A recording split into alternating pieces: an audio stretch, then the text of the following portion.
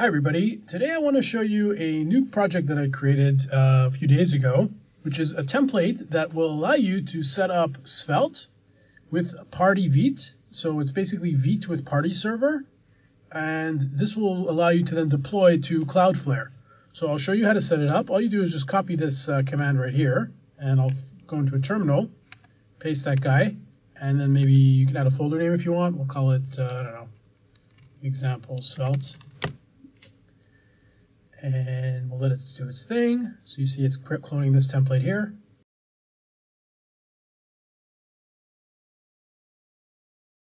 We'll say that we want source control, and yes, we do want to deploy our application, so choose yes there.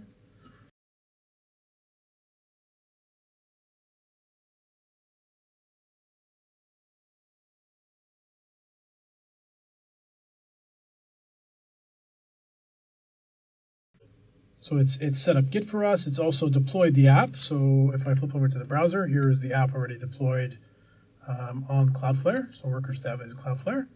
And I'll give you a little tour of the code. So the code is basically two parts. There's the server part. So if I do a tree here, you'll see the folder structure. There is the server part, which is in the worker folder. And if we look inside there, we open up the worker server. We have a class here that extends from the PartyServer base class, and it handles messages, and all it's doing right now is just sending back just hello from the server. That's all it's doing. Now, if we close this, if we go into our Wrangler JSON, so that's the configuration for Cloudflare, you'll see here that there's a durable objects key, and it's pointing to the name my server. So if you change the names around, just make sure you update these, and you can see here the main class is that file that I just showed you. So that's the server side portion.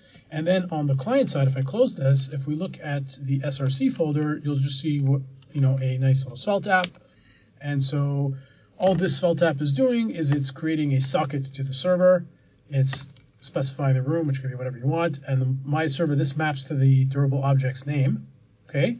Then we have we're using a state rune just to store the message. Then when we mount, we listen to the message event. So this is the message event on the socket. So anytime we receive a message from the server, we're going to handle it here in this onMessage.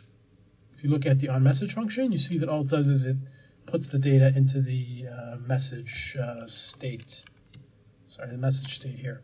That's it. And then lower down in our UI, there's nothing really fancy here. All it does is it outputs that message. So if I run the server, you'll see, let me run it here. Let's just copy, let's go into this. So here it's running, hello from server. You'll see that if we open another tab here, imagine we update the worker. So we go into worker server, we can change the text, so to show you that I'm not lying to you. If we refresh, now it says hello number 2. So there you go. So that's how you would basically have a repo that has both a server and a client, the client being Svelte and the server being a durable object PartyServer that's deploying to Cloudflare. And once you're done, like for example, this change we just made, we could actually deploy that simply by doing npm run deploy. And that's running the Wrangler, using the Wrangler, Cloudflare's Wrangler CLI to deploy. So we hit that, you wait a second.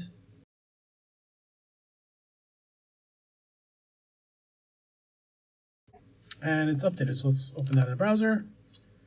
And we should see number 2. Yes, there you go. So it updated. So yeah, so I hope you can see now that with this kind of app, you can basically build a little multiplayer kind of Svelte apps where you have multiple users connecting to one Cloudflare durable object. And I also want to thank, this project was a sort of it was like a copy of the PartyVite and PartyView projects. So go take a look at those. And also special thanks to Ilya Fubitz, who suggested building this thing. All right, guys, open up issues if you have any problems. Cheers. Bye.